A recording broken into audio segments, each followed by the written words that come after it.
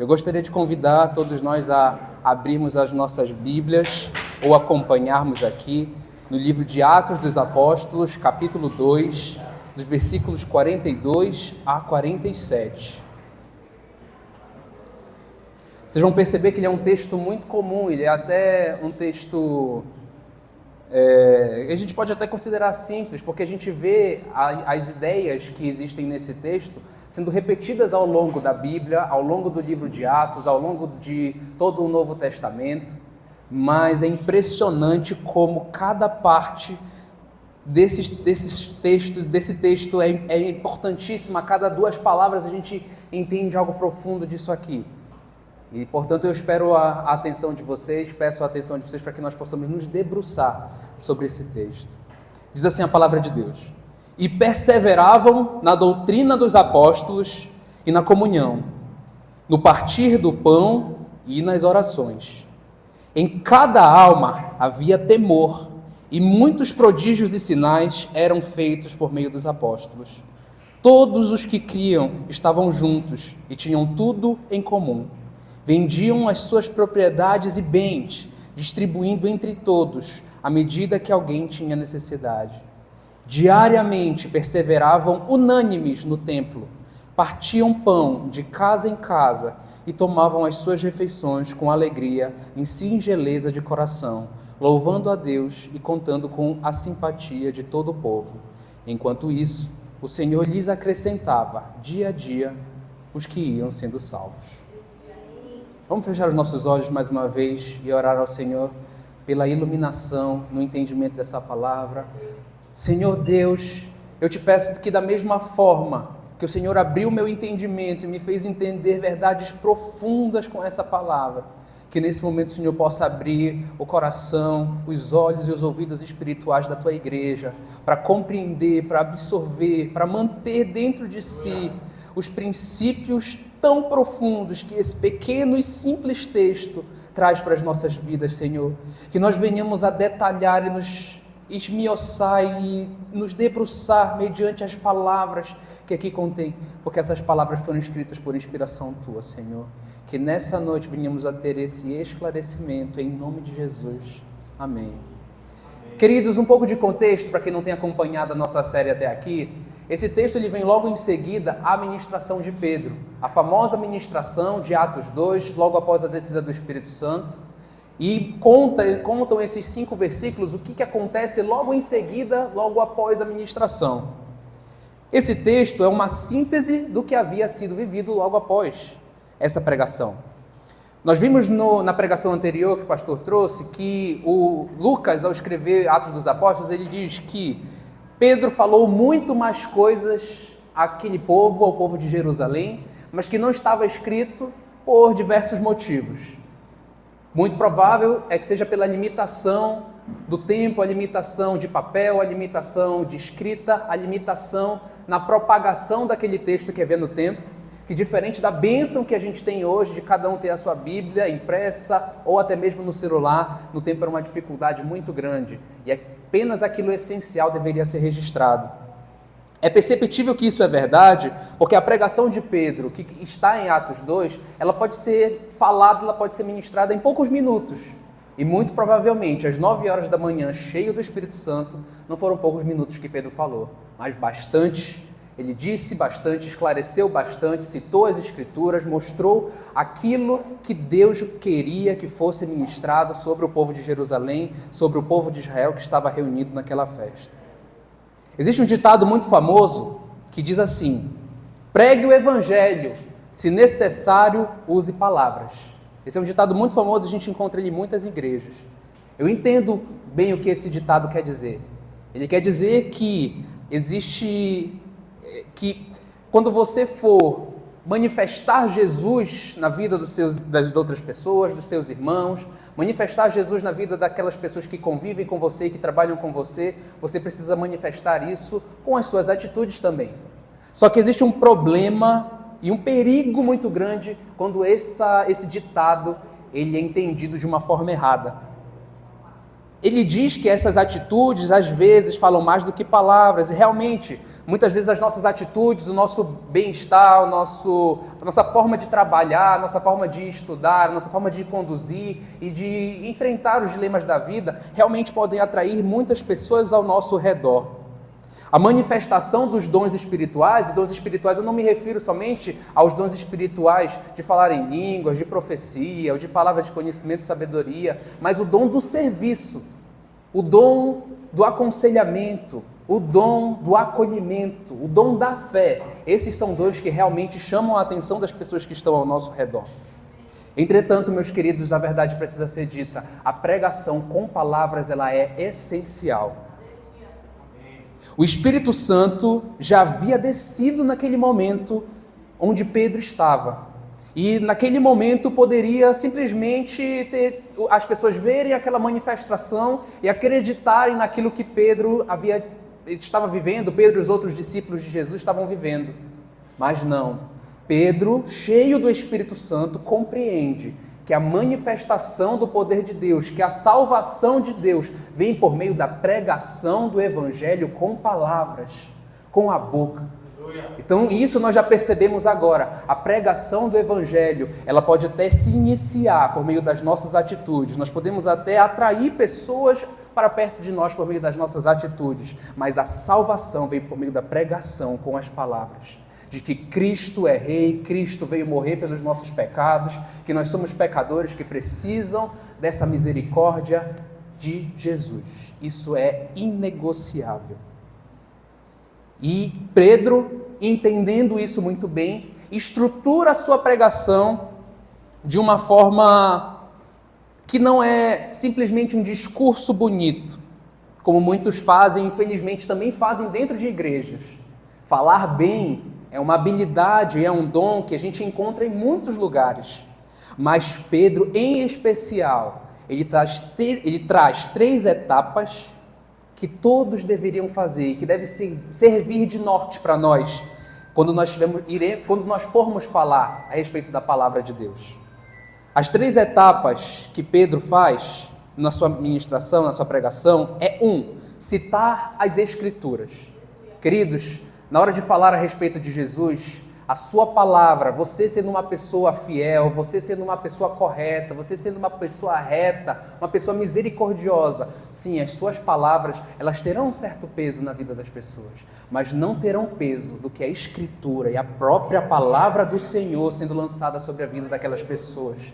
Então, em primeiro lugar de tudo, Pedro, ao fazer a sua pregação, ele cita a Escritura, e aí nos traz a realidade e a inevitabilidade de nós conhecermos a palavra de Deus.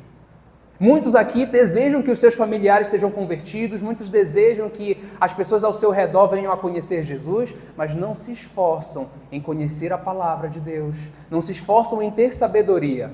E é muito importante que isso seja feito, porque Pedro, mesmo cheio do Espírito Santo, com as manifestações milagrosas do Espírito Santo, ele chega e entende, em primeiro lugar, que Jesus o Nazareno é aquele profeta que havia sido profetizado nas Escrituras.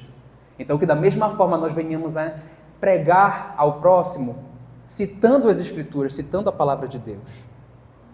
Em segundo lugar, Pedro, ele explica aquelas Escrituras e dá o significado que muitas vezes está oculto, esteve oculto enquanto o véu ainda estava presente. Quando o véu foi rasgado a partir da morte de Jesus, o pleno entendimento de certas passagens da Escritura foi aberto. E assim é conosco. Muitas vezes nós estamos com a mente ofuscada, ou às vezes até a própria pessoa a qual nós estamos querendo ministrar, nós estamos querendo falar a respeito de Jesus, está com a mente ofuscada. Mas tenha certeza, queridos, que se nós citarmos a Escritura, dermos o entendimento e o Espírito Santo vier e aplicar, haverá mudança sobre aquela vida. E em terceiro ponto, que é muito importante, depois de você citar a Escritura e explicar aquela Escritura por meio do Espírito Santo, que vai gerar o efeito, que vai gerar a manifestação, pode não ser uma conversão plena naquele momento, mas uma semente será plantada. Após aquilo, o número 3, que é o que eu acho que é o mais importante, que muitas vezes tem sido negligenciado, é dizer o que se deve fazer com base nesse entendimento. A gente valoriza a Bíblia e valoriza a palavra de Deus, não porque a Bíblia ou a palavra de Deus seja algo em si própria. Muitas vezes algumas outras crenças criticam a nossa fidelidade à Bíblia, mas criticam a nossa fidelidade à Bíblia, e nós achamos isso um absurdo, porque a Bíblia é digna de crença, ela é digna de ser confiada, mas nós muitas vezes não percebemos que a crítica que é feita à igreja não é que ela simplesmente dê valor demais à Escritura, mas a crítica é: você diz que valoriza a Escritura, mas não faz nada a partir daquilo que ela ensina. Você diz que crê, você diz que a Bíblia é a palavra de Deus, você diz que ela é a regra de fé, mas não faz nada com aquilo. Meus queridos, toda palavra que sai da boca de Deus, ela não volta vazia. E isso significa que toda palavra serve para instrução. Quando você traz uma palavra, essa palavra ela tem que ser explicada, aplicada pelo Espírito Santo. E no final, como Pedro fez, ele deve dizer, como o povo perguntava: o que eu devo fazer agora que eu sei essas coisas? O que eu devo fazer agora que me foi apresentado e me foi explicado isso? O que eu irei fazer depois de ter ouvido essa palavra? Não basta sentar e ouvir, queridos. Ontem no Imersos, a Ana ministrou e foi tudo a ver com isso aqui. Ela ministrou sobre como era o entendimento dos judeus no tempo pós-destruição do templo, que eles achavam que bastava ir à sinagoga e ouvir a palavra de Deus, pronto, estava pronto. Estava ok, era isso mesmo, bastava. Queridos, eu queria dizer para vocês que não basta só ouvir a palavra de Deus e não fazer nada com isso. Então essa palavra que nós lemos agora, que agora vamos introduzir devagar, de semelhante modo ao que Pedro acabou de fazer nos versículos anteriores do capítulo 2, é o que nós faremos hoje. Eu citarei a Escritura, explicarei a Escritura, e ao final nós teremos que saber o que nós vamos fazer, tendo em vista aquilo que nós acabamos de ver e de conhecer. Em primeiro lugar, o texto inicia no versículo 42 com 4 perseveranças. Quem me conhece, quem já me viu pregar, sabe que eu sou bem numérico, sou bem categórico, que eu acho que facilita o nosso entendimento. Então eu adoro os números na hora da pregação, porque ajuda a gente a saber começo, meio e fim.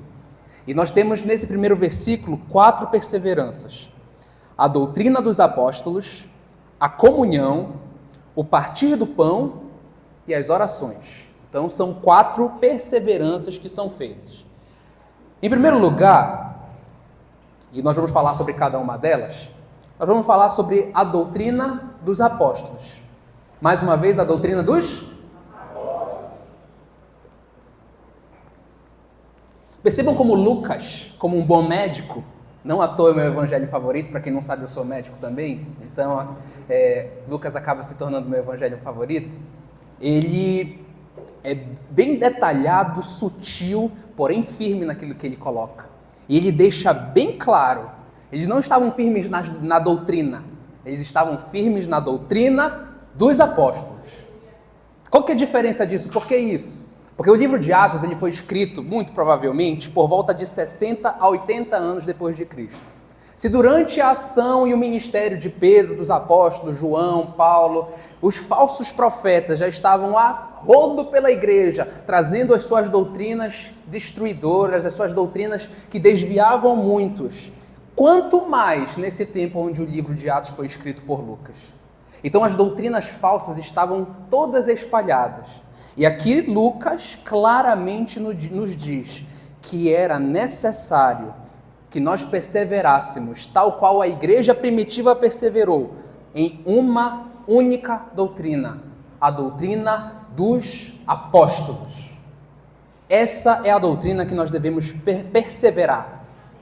Então, queridos, em primeiro lugar, já dando uma primeira aplicação prática sobre o que nós temos que fazer mediante esse texto, é o seguinte: persevere na doutrina correta. É por isso que no título da nossa igreja está escrito: somos uma igreja reformada. Reformada do quê? Por que esse nome reformado? O que significa ser uma igreja reformada? Se você não sabe, vai saber agora. Nós somos oriundos da Reforma Protestante e nós protestávamos há 500 anos contra o quê? nós protestávamos contra as distorções da doutrina dos apóstolos. Nós queremos retornar, nós queremos voltar, nós queremos nos reformar para nos parecer cada vez mais com a doutrina dos apóstolos. Nós não queremos as distorções do mundo, nós não queremos as distorções do homem, nós não queremos distorções de fé, nós queremos aquilo que o Senhor Jesus nos deixou, que é a doutrina dos apóstolos. E vocês podem me perguntar, Caio, onde eu encontro a doutrina dos apóstolos? É só na Bíblia. É só na palavra de Deus que nós encontraremos a doutrina dos apóstolos. São esses os textos que os apóstolos deixaram para nós. Tivemos sim e continuamos tendo grandes teólogos, grandes pessoas que fazem boa teologia hoje em dia. Mas, queridos, nenhum pai da igreja, nenhum grande pensador, teólogo, filósofo que já passou nessa terra se compara com a doutrina dos apóstolos entregue pelo próprio Cristo Jesus, iluminada e revelada pelo Espírito Santo de Deus. Então, a primeira coisa que nós aprendemos logo no início do primeiro versículo é: persevere na doutrina dos apóstolos, e a doutrina dos apóstolos que se encontra na palavra de Deus. Amém? Em segundo lugar, temos uma segunda perseverança, que talvez não pareça uma perseverança tão difícil, né? Quando a gente fala sobre perseverança, a gente costuma falar sobre coisas que são difíceis, sobre coisas que a gente tem dificuldade de fazer. Permanecer na doutrina dos apóstolos não é fácil, porque o engano é muito sedutor, porque estudar e se debruçar sobre a Bíblia é difícil. Não adianta a gente mentir que não, mas é valioso, porque conhecer a verdade vale mais do que as outras coisas. E aí a gente vê que existe uma perseverança em comunhão. Mas aí a gente pensa que comunhão, todo mundo sabe fazer comunhão, todo mundo sabe se reunir. Logo hoje, depois da escola base, antes da escola base, a gente já estava aqui brincando, já estava aqui se divertindo uns com os outros, já estava tendo comunhão. Isso é muito legal. Mas vem a aplicação prática que a gente precisa saber. Muito fácil é a gente ter comunhão com quem a gente gosta. Difícil é a gente ter comunhão com o nosso irmão chato. Vira para o irmão do teu lado e diz: você é chato. Às vezes você é chato. Vai ter momentos, queridos. Nós temos criações diferentes. Nós temos personalidades diferentes. Se a comunhão não for algo que a gente persevera, isso é quebrado. Logo, logo nós estaremos confortáveis em nossos pequenos grupos de amigos. Normalmente, aqueles que somente apoiam aqueles pecados das quais eles também fazem parte. Então, eles jamais te exortarão. Eles jamais te dirão onde você está errado. Eles jamais te dirão aquilo que você deve fazer de correto. Porque você já se fechou com o seu grupo e não perseverou na comunhão. E isso não é ser igreja. A comunhão, a integração, a reunião é algo que tem que ser perseverado. Inclusive com o irmão chato. Porque é só por meio da perseverança da comunhão que o irmão chato vai ficar legal. Que o irmão chato vai aprender a chatice dele. Que o irmão chato vai crescer em Cristo Jesus. Que o irmão chato vai se tornar uma pessoa melhor. E isso significa ser igreja. E vem aqui um alerta para os irmãos tímidos. Comunhão é de Deus, viu? Nada de ficar sempre sozinho em casa. Nada de ficar sem ninguém ou fugir do ambiente de igreja. Vida de igreja é fundamental para o crente. Amizades cristãs são fundamentais para o crente. Esse é um princípio que deve ser trabalhado e perseverado por orientação da Escritura logo em seguida à ministração de Pedro. E com certeza, se fosse fácil, não diria que era uma perseverança, que era algo que os cristãos estavam perseverando e lutando para conseguir se manter. Amém? Em terceiro lugar, nós temos a terceira perseverança, que é o partir do pão. É de se esperar que o partir do pão signifique tanto o partir o pão e se alimentar, uma refeição, como também a ceia do Senhor, aquela ceia que a gente faz todo primeiro domingo do mês, a gente se reúne e troca e renova a aliança, e troca o cálice e por aí vai. Assim, tendo em vista que a comunhão já foi citada anteriormente, que envolve alimentação, que envolve refeição, afinal uma coisa que crente gosta de fazer é comer, me faz pensar que o partir do pão que está citado aqui, que é uma perseverança dos crentes daquele tempo, é mais plausível que esteja se referindo à ceia do Senhor. E o que isso significa, perseverar no partir do pão? Isso significa, meus queridos, que nós devemos nos esforçar para fazer parte das ordenanças de Deus. Claro, queridos, eu sei que nós vivemos num contexto extremamente católico, no ambiente dos 7 sacramentos, porque tem a crisma, tem a eucaristia, tem isso e aquilo, e quando nós nos tornamos evangélicos, nós entendemos que aquilo não é bíblico e a gente se afasta completamente daquilo. Mas as ordenanças de Cristo ainda são válidas. As ordenanças de Cristo ainda são reais. E as ordenanças de Cristo e o seu não cumprimento ainda trazem consequências. A palavra de Deus diz que existiam pessoas que estavam tomando a ceia indignamente e por tomarem a ceia indignamente estavam adoecendo, até mesmo morrendo.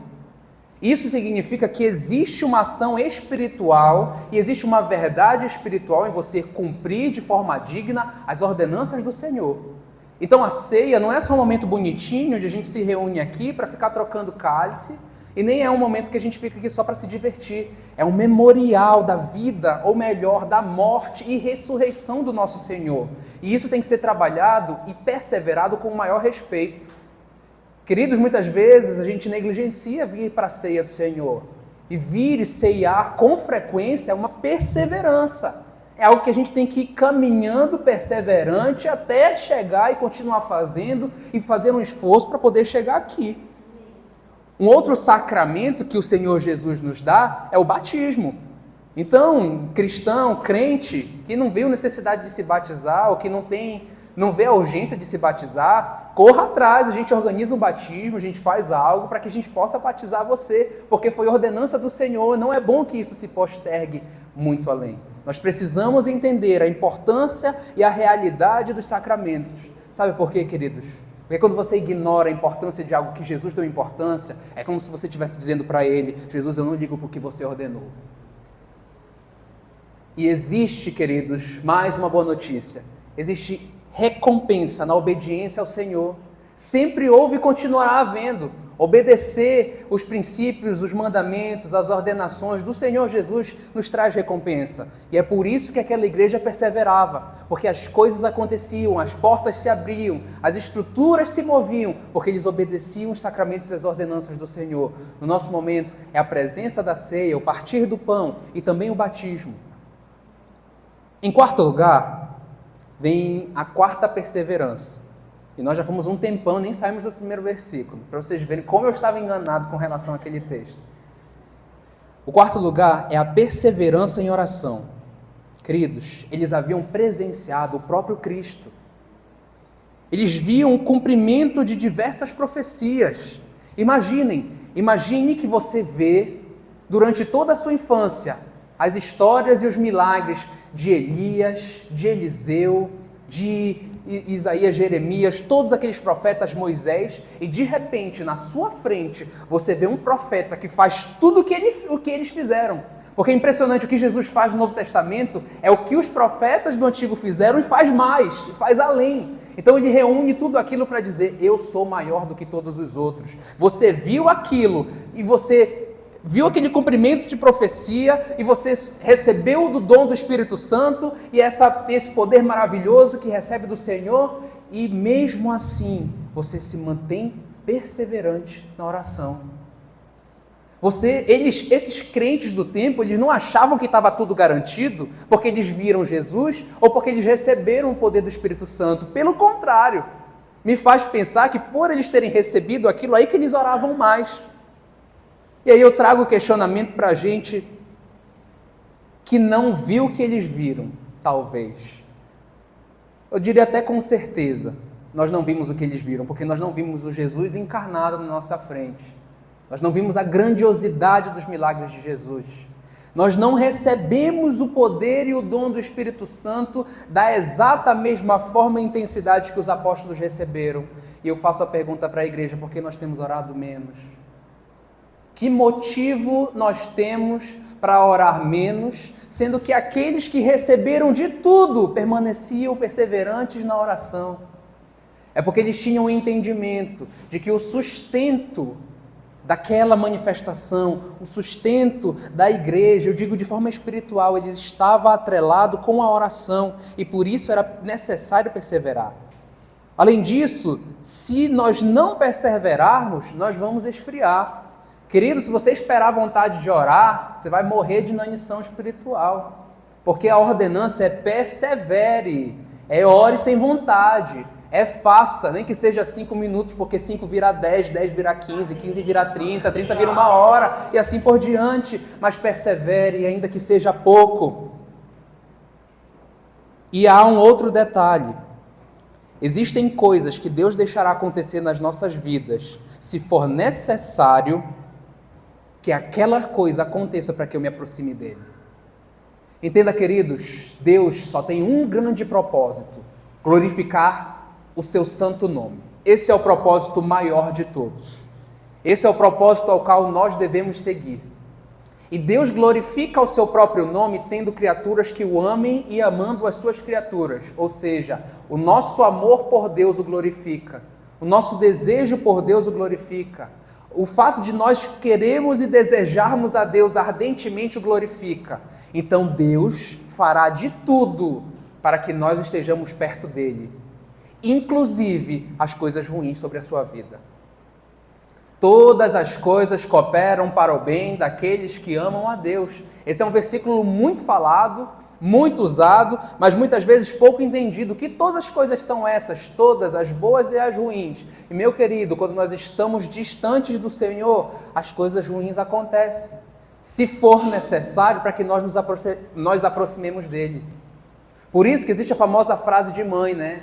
Mãe, aconteceu outra coisa comigo também, não ora, não lê a Bíblia, vai para a igreja, não está vindo. Claro, as coisas não são preto no branco, Deus entende, Deus compreende, mas muitas vezes esse alerta de mãe tem razão.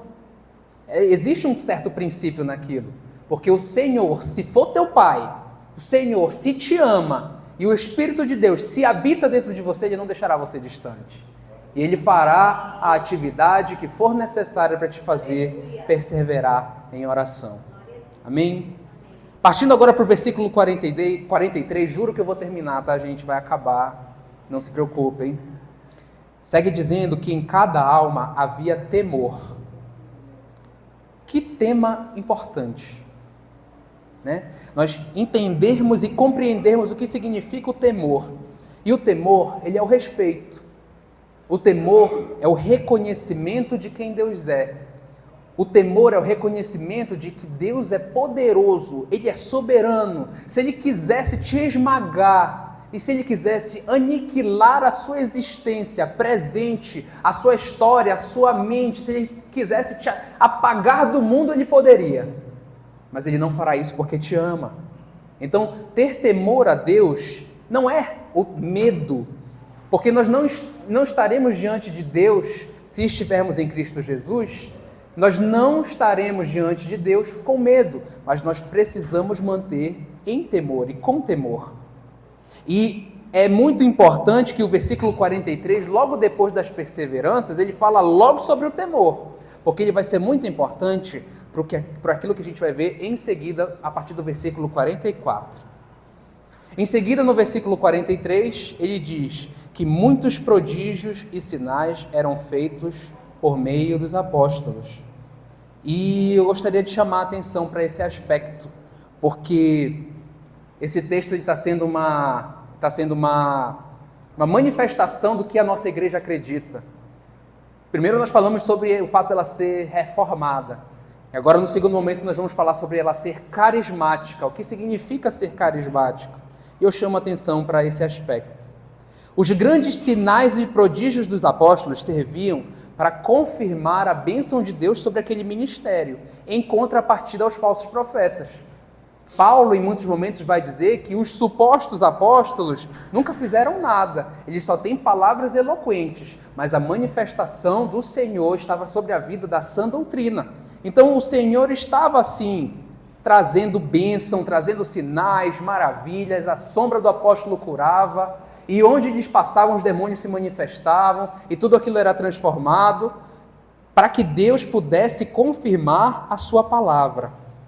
Mas, queridos, mesmo essas ações miraculosas dos apóstolos, elas não eram capazes de frear o espírito do anticristo, que já estava no mundo e que continua no mundo hoje em dia.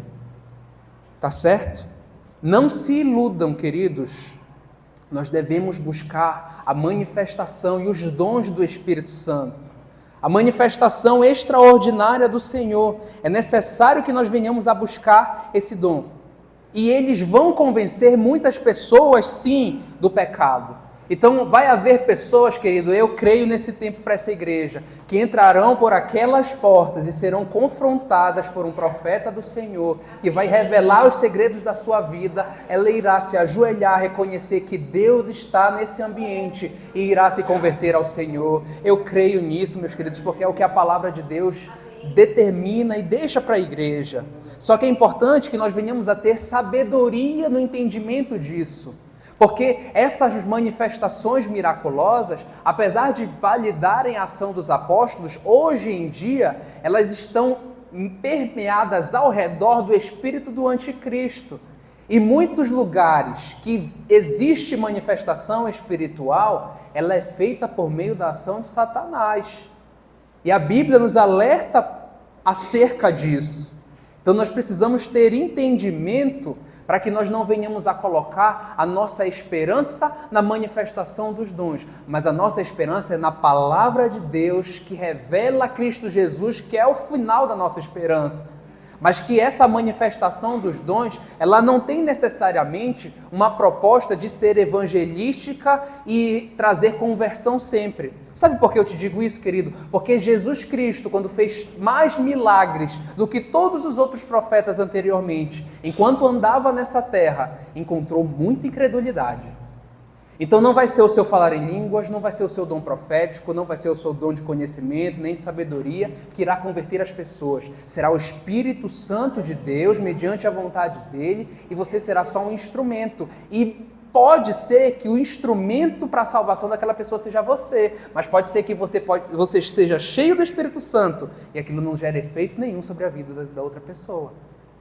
Agora eu trago uma contrapartida, tendo à vista esses muitos sinais e prodígios que os apóstolos faziam, de que a gente pensa muito nessa manifestação para os de fora, mas eu gostaria que vocês entendessem que os dons e a manifestação do Espírito, ela é mais útil para os que estão dentro. Ela é mais útil para nós que estamos aqui ouvindo a palavra de Deus, ela é mais útil para nós que estamos aqui dentro da igreja, para dentro da comunhão dos santos. É mais útil uma profecia em favor de um irmão que está passando por uma dificuldade. É mais útil uma profecia ou falar em línguas com interpretação, ou um conhecimento, ou uma sabedoria, ou um serviço, ou uma fé. Independente de qual dom seja, é mais útil para que nós venhamos a nos fortalecer nessa palavra entre nós mesmos. Então, queridos, buscar a manifestação do Espírito Santo não é uma questão de autocrescimento, não é uma questão de crescimento espiritual, porque eu vou ser mais espiritual que o outro, porque eu quero ser melhor do que o outro. Não, queridos, a busca pelos dons do Espírito Santo é uma questão de amor ao próximo. Quando você deixa de buscar a manifestação e aquilo que o Senhor preparou para você, e eu não me refiro somente a esses dons maravilhosos que a gente quer e tem experimentado no nosso meio para a glória do Senhor, mas aqueles dons de serviço, o dom de vir louvar, o dom de vir pregar, o dom de aconselhar, o dom de cuidar, o dom de acolher, todos esses dons estão esperando que você os busque para suportar e para ajudar o seu irmão que está do seu lado. Amém. Irmão esse que pode estar depressivo, ansioso, em dependência emocional, doente, com falta de sabedoria, em pecado grave. E muitas vezes esse irmão está esperando a sua manifestação. Caio, mas esse irmão não é filho de Deus, por que Deus não fala diretamente com aquela pessoa? Pelo mesmo motivo que nós falamos anteriormente, todas as coisas cooperam para o bem daqueles que amam a Deus. E Deus, se necessário for, fazer com que nós e os nossos irmãos e os nossos entes queridos passem por dificuldades para nos estimular a intimidade, queridos, tenham certeza de que o Senhor vai fazer. Então, não achem que tudo é o diabo. Não achem que tudo é o diabo que está fazendo, que está gerando confusão, que está gerando problema. Às vezes é a mão do próprio Senhor sobre as nossas vidas para que nós venhamos a mudar, para que nós venhamos a ter um posicionamento diferente. E muitas vezes o Senhor vai reter a bênção na sua vida e na vida do seu irmão por conta da sua falta de busca. E tenha certeza, meu querido, no dia final isso vai ser contado. É mais interessante ao Senhor que você esteja próximo dele, mesmo que isso te cause sofrimento nessa terra. Amém? Amém. É difícil, mas é a verdade. A verdade do Senhor é difícil. Então, devemos buscar, queridos, a manifestação do Espírito Santo. Não necessariamente, como eu estou dizendo, você vai ter que pedir ao Senhor de falar em línguas, nem todos falam. Pedir ao Senhor de profetizar, apesar de que é muito bom e a palavra nos orienta a isso. Mas busque algo para você ser útil no ambiente de igreja. Porque esses sinais e prodígios que os apóstolos faziam tinham esse entendimento. Em seguida, no próximo versículo, no versículo 44, diz que todos os que criam estavam juntos, tinham tudo em comum. E no versículo 45, vendiam suas propriedades e bens, distribuindo entre todos à medida que alguém tinha necessidade. Um texto muito polêmico e um versículo muito utilizado, especialmente pelos grupos de esquerda, para justificar as suas ideias. É muito importante a gente entender que a palavra de Deus está muito além de ideologias, direita, esquerda, centro, humanas, feitas pela nossa filosofia. A palavra do Senhor está além disso. E essa igreja não defende partido, essa igreja não defende funções humanas, essa igreja defende o senhorio pleno de Cristo.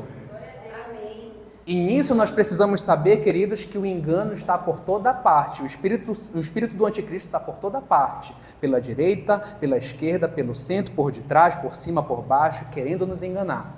Nesse momento nós iremos falar sobre algumas das mentiras que muitas vezes acompanham os grupos de esquerda, mas as mentiras que acompanham os grupos de direita também estão por aí, e nós trabalhamos elas com frequência quando temos a sabedoria.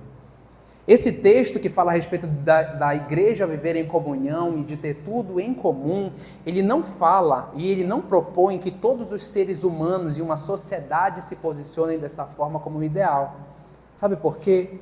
Por exatamente aquilo que a gente leu no versículo anterior. Havia temor do Senhor no meio da igreja. É impossível que nós façamos um ambiente e um movimento político sem que haja temor ao Senhor.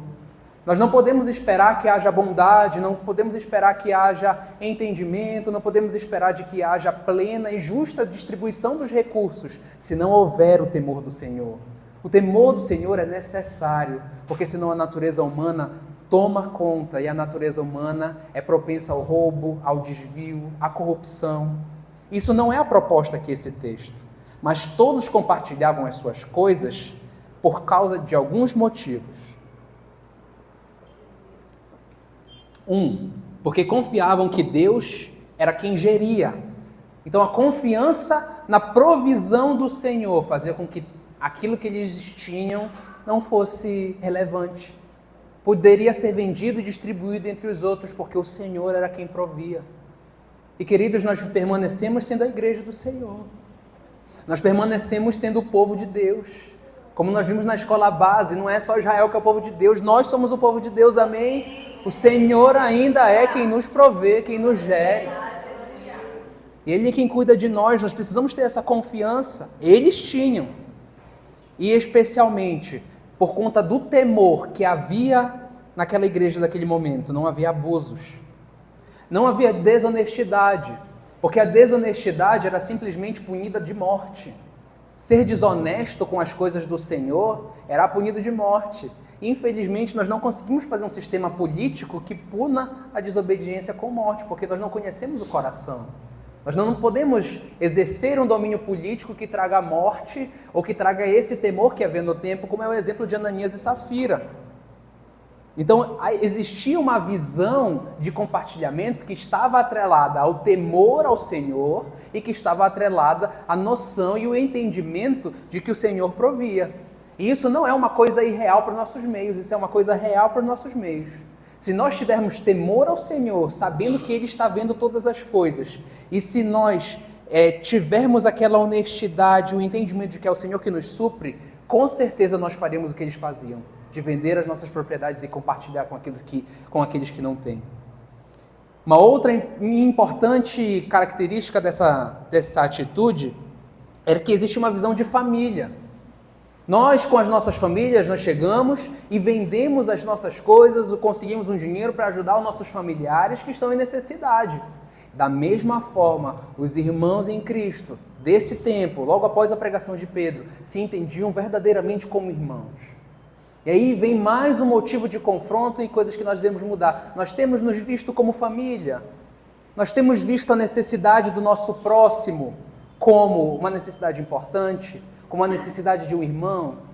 E aí eu pergunto, se nós não estamos conseguindo nem ver a necessidade espiritual, se nós não estamos conseguindo ver a necessidade nem de orar pelo nosso irmão, nem de buscar dons para que eu seja qualificado para ajudar o meu irmão, nem de buscar a palavra, nem de buscar aprender a aconselhar para ajudar os meus irmãos necessitados, quanto mais nas coisas financeiras, que é o calo da maioria dos crentes. Então existe essa dificuldade e que a gente precisa entender e se mobilizar em prol do amor entre os irmãos.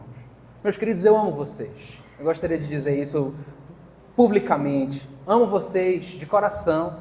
E o que eu faço, o que eu me dedico e venho para cá é por amor ao meu Senhor e por amor a vocês. E que isso seja reproduzido, que isso cresça. Vocês são a minha família em Cristo. Muitas vezes mais do que a minha família de sangue.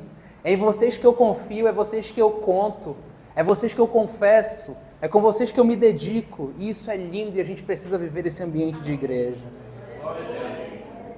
Agora, queridos, também tem a contraparte, com certeza.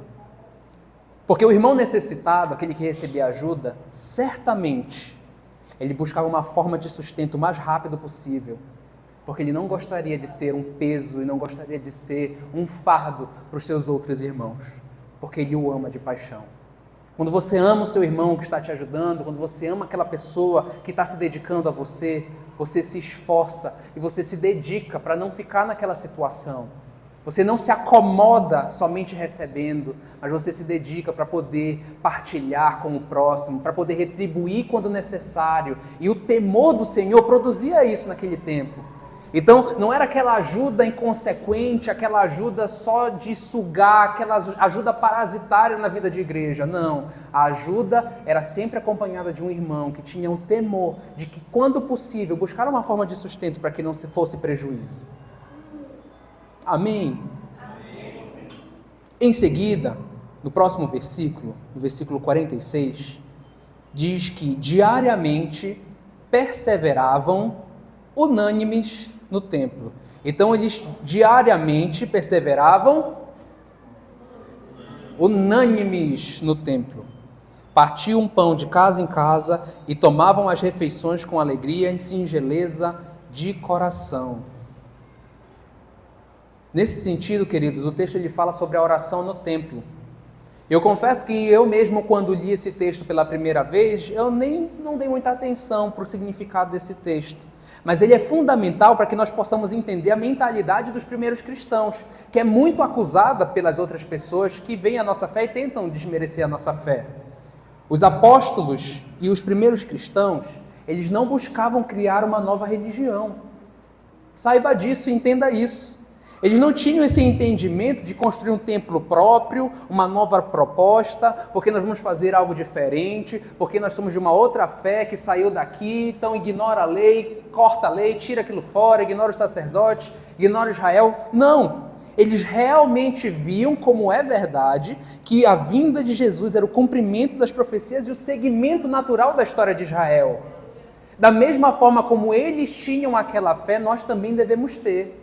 Então, queridos, existe uma heresia muito antiga que tem sido retornada hoje em dia, que é pegar a Bíblia e arrancar o Antigo Testamento, ficar só com o Novo. E não seguir, e não entender, e não dar valor, e não compreender aquela situação, aquilo que estava sendo escrito e dito lá. E a partir daí, grandes heresias e grandes distorções da verdade acontecem, porque você ignora todo um histórico. Queridos, esse texto e o fato de que os cristãos iam unânimes, ou seja, eles iam todos juntos para o templo orar, é a prova de que eles simplesmente entendiam que aquilo era o próximo passo, era o segmento.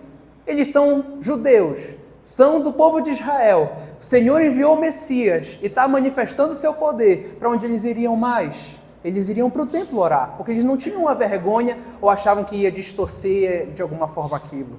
E que isso nos faça refletir, entender e combater essas visões que dizem que há uma separação, que o Deus do Antigo Testamento era um e que o Deus do Novo Testamento é outro. Queridos, é o mesmo Deus de Gênesis ao Apocalipse, é a mesma história de Gênesis ao Apocalipse, é o mesmo caminho, é o mesmo povo que foi expandido conosco, e esse argumento é poderoso para enfrentar aqueles que tentam desmerecer as intenções dos apóstolos.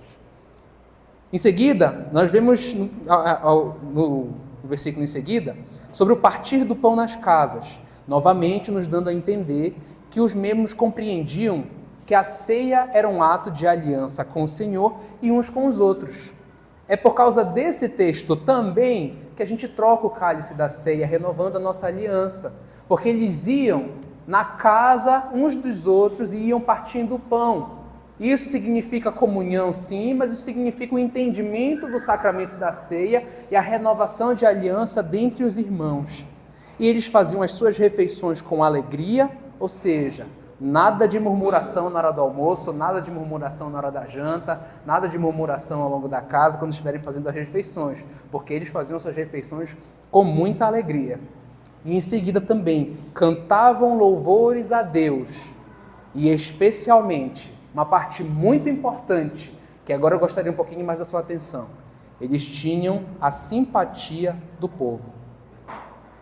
Quantas vezes, queridos, nós temos sido mal vistos pela população comum? Nós precisamos ter muita sabedoria nesse tema, porque os crentes são muito mal vistos, viu? Em alguns ambientes, em compensação são bem vistos em outros, mas muito mal vistos em alguns ambientes. E nós precisamos entender, ter sabedoria, porque nós vivemos num dilema. Nós devemos ser agradáveis e amorosos com as pessoas de fora, amém? Amém. Mas sem negociar a verdade, sem negociar nossos princípios, amém?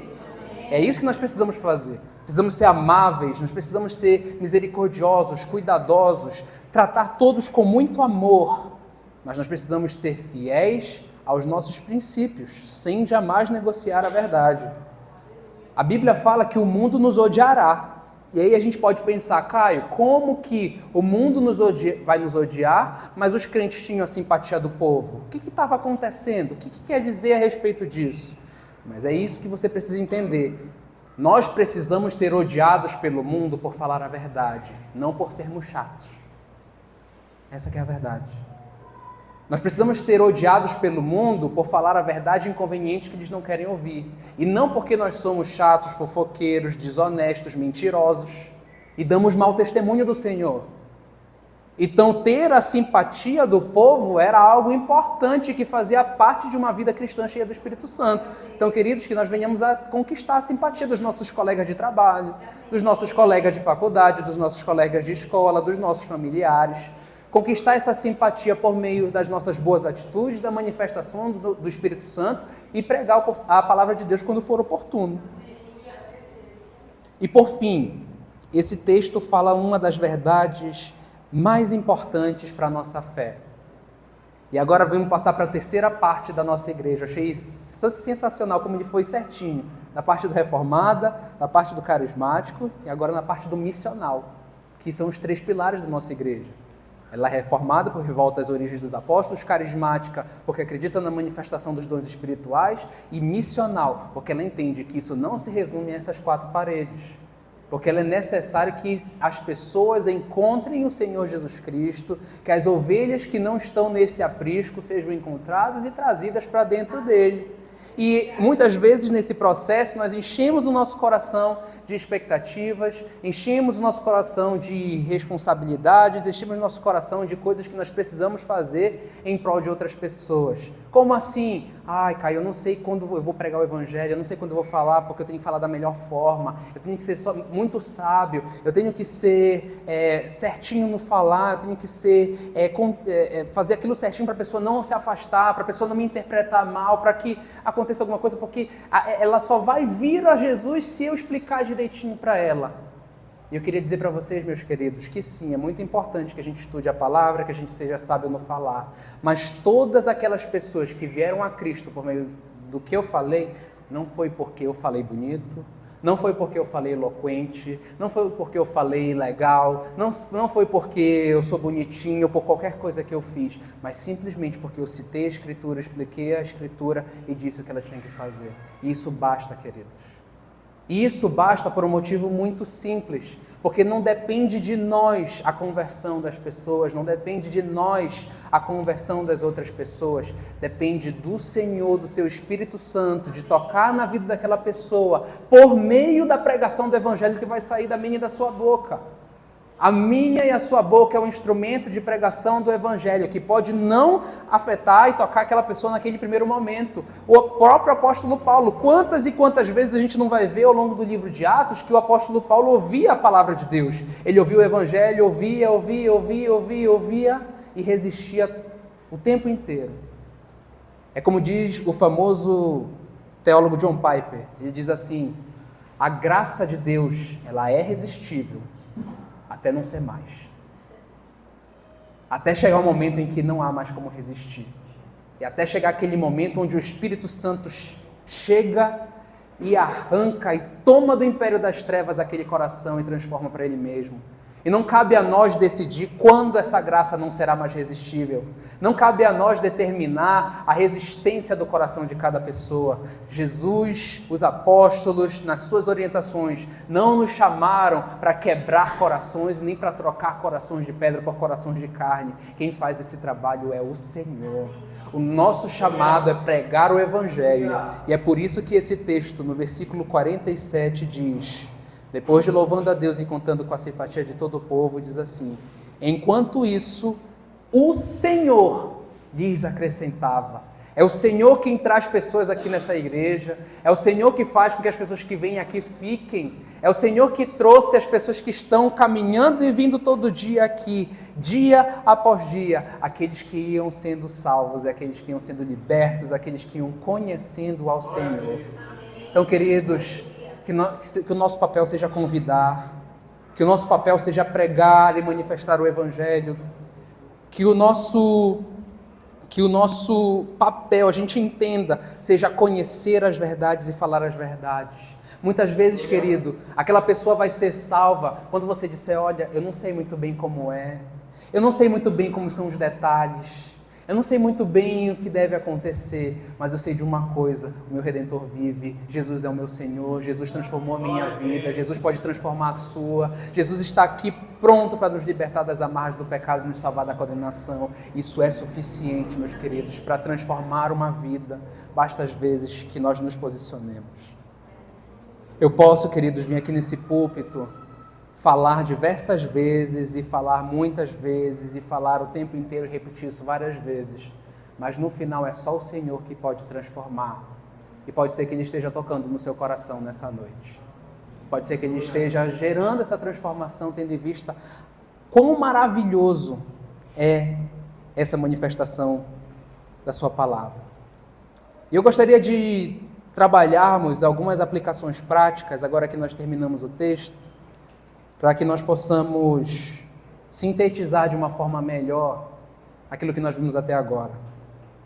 Se a gente quer retornar à doutrina dos apóstolos, à doutrina bíblica, nós precisamos agir como a igreja primitiva agia. Então, aplicações práticas. Aplicação número 1, vá para o PG, criatura de Deus. A palavra de Deus está dizendo que havia o partir do pão de casa em casa, que havia comunhão dos irmãos de casa em casa, tinha o costume de ir na casa. Abra a sua casa, como a Tamara e o Davi abrem a casa deles para o PG jovem, como tem um PG de casais. Abra um PG na sua casa, meu querido, um PG normal, um PG de homem, PG de mulher, PG de criança, PG do que seja. Viva o ambiente de PG, nós precisamos ir para os pequenos grupos, se dedique com aquilo. Número 2, seja puro de coração, tenha temor. Não seja lobo em pele de cordeiro, nem preguiçoso, porque quando você recebe da igreja desnecessariamente, você está tirando de um irmão necessitado. E lembre-se, isso precisa estar dentro e muito atento nas nossas mentes e no nosso coração. A igreja continua sendo a noiva de Cristo. E nós continuamos sendo filhos de Deus. E pense muito bem com quem você está mexendo. Lembre-se que o Senhor é um rei poderoso. Imagine que um rei poderoso teve a sua rainha e os seus filhos roubados por alguém. Imagine o que esse rei fará com essa pessoa. Então, meus queridos, tenham temor ao Senhor e não intentem contra a obra de Deus, porque o Senhor é Deus poderoso, nós somos a sua noiva e nós também somos os filhos dele. E ele estará prontamente para agir e combater toda a injustiça. Terceiro ponto, dizime. Entregue o dízimo, entregue a oferta, não seja obstinado, não seja de coração duro, mão de vaca. Perceba como era o proceder dessa igreja. Não tinha uma quantia fixa, não tinha os 10%, todos agiam de comum acordo para o bem de todos. O que é 10%, que é o nosso costume, que a gente usa hoje em dia para facilitar o trabalhar e facilitar o agir da igreja? O que é 10%? Mas tem muitas vezes irmãos que nem os 10% não estão entregando, não estão fornecendo. A obra de Deus é necessária e os irmãos faziam aquilo. E nós precisamos prosseguir e desenvolver isso. Quarta aplicação pessoal. Persevere na doutrina dos apóstolos e na oração. Busque saber se o que eu estou falando é verdade. Verifique na palavra, busque outros textos, me confronte. Só assim você chegará mais próximo da verdade. Porque ser somente um mero espectador não nos aproxima de Deus. Como você sabe que eu não contei só mentiras até agora? Como você sabe se eu não estou te enganando e te levando por um caminho de condenação eterna? Como que você vai saber se o que é ministrado nessa igreja de fato é a verdade e a vontade de Deus? Você precisa ter uma busca pessoal.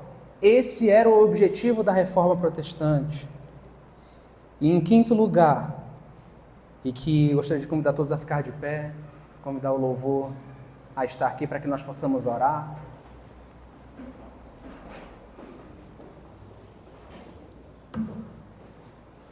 Depois de entender que nós temos que ir para o PG, ser puros de coração e ter temor com as coisas de Deus, que nós precisamos ofertar, dizimar, nós devemos perseverar na doutrina dos apóstolos e na oração. Uma última aplicação das várias possíveis desse texto é: venha para a igreja. Porque havia a perseverança de oração no templo. E era uma perseverança unânime e diária. Ou seja, existia um temor no coração da igreja que os motivavam a ir ao templo orar todos os dias. Não estou falando isso, meus queridos, como uma regra que nós tenhamos que seguir à risca, como algo que nós devemos fazer de vir todo dia para a igreja, ou ter aquelas igrejas que tem aquelas rotinas tenebrosas que não deixam espaço para mais nada. Não é isso que eu estou me referindo. Mas é que a nossa igreja ela não é uma igreja lotada de programações. A nossa igreja tem um PG, nossa igreja tem um culto de jovens, tem um culto de domingo, não são muitas programações. É necessário que nós venhamos a perseverar, a fazer um esforço, a nos dedicar, a permanecer unânimes, ou seja, todos juntos num só pensamento e firmes na oração do templo. E que haja essa perseverança no nosso meio.